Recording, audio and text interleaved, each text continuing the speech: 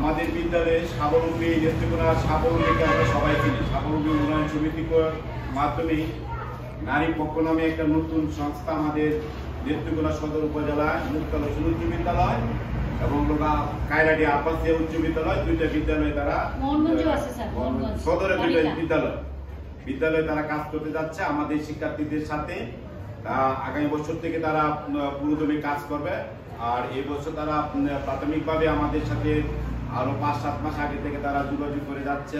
বিভিন্ন শিক্ষার্থীদের মধ্যে কমিটি হয়েছে বা কিছুক্ষণ আগে যে আমাদের একজন ডাক্তার আমাদের শিক্ষার্থীদেরকে অনেক যে কথাগুলো আমরা বাবা মা হিসেবে বাচ্চাদেরকে বলতে দ্বিধাবোধ করি, লজ্জা বোধ করি, ডাক্তার আপা বা আমাদের যে কোহিনুর আপা তিনি অনেক সুন্দরভাবে বুঝিয়ে গেছে আমাদের ছেলে মেয়েদেরকে বুঝিয়েছেন।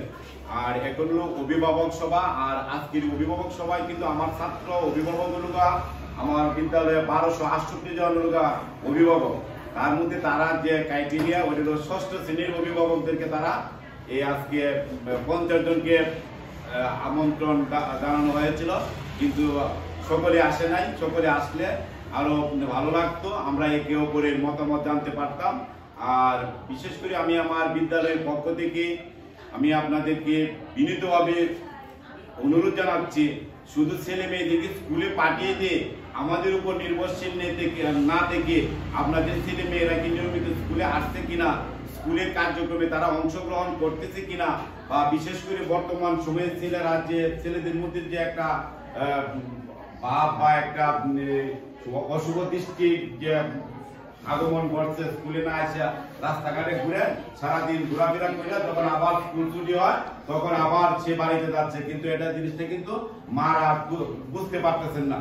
কিন্তু আপনাদের এই জন্য আপনাদের দায়িত্ব, ছেলে না শুধু মেয়েদের ক্ষেত্রেও আমার অনেক আমাদের শিক্ষকরা আমরা অনেকেই এই ব্যাপারে আমরা যে সচেতন। আমাদের মেয়েরাও বাইরে থাকে 10টার সময় 9টার সময় বাড়িতে বাইরে আছে, আবার স্কুলে না এসে সারাদিন ঘুরে গেছে, এই ছেলে হোক মেয়ে হোক আবার নির্ধারিত সময় কি বাড়িতে যাচ্ছে, কিন্তু বাবা মা হিসেবে আপনারা কিন্তু বিন্দু পরিমাণ কি বুঝতে পারছেন না যে আপনার সন্তানকে স্কুলে আসলো কিনা।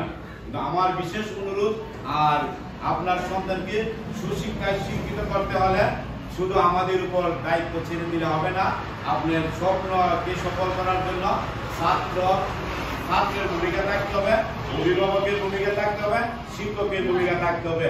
এই তিনের সমন্বয়ে কি হবে, আপনার সন্তান সফলতা অর্জন করবে। আমি আপনাদের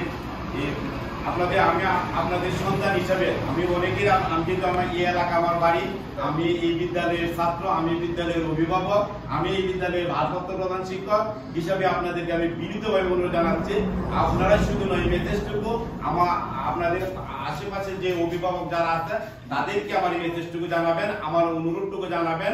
আগামী জানুয়ারিতে যখন স্কুল শুরু হতে যাচ্ছে তারাও যেন প্রতিদিন না হোক, সপ্তাহে একদিন হোক, মাসে একদিন হোক, স্কুলে এসে শ্রেণী শিক্ষকদের সাথে যোগাযোগ করা বা বিদ্যালয়ের যিনি দায়িত্বে আছেন তার সাথে যোগাযোগ করা, শিক্ষকদের সাথে একটা যোগাযোগ যদি আপনারা সৃষ্টি রাখতে পারেন তাহলে আপনাদের সন্তানকে আপনাদের যে স্বপ্ন এই স্বপ্ন পূরণে আমরা সহযোগিতা করতে পারবো। আর বিশেষ করে আজকে যারা স্বাবলম্বী আমাদের শ্রদ্ধেয় কোহিনুর আপা এখানে কষ্ট করে এসেছেন, তাদেরকে আমি আমার বিদ্যালয়ের পক্ষ থেকে ধন্যবাদ জানাচ্ছি।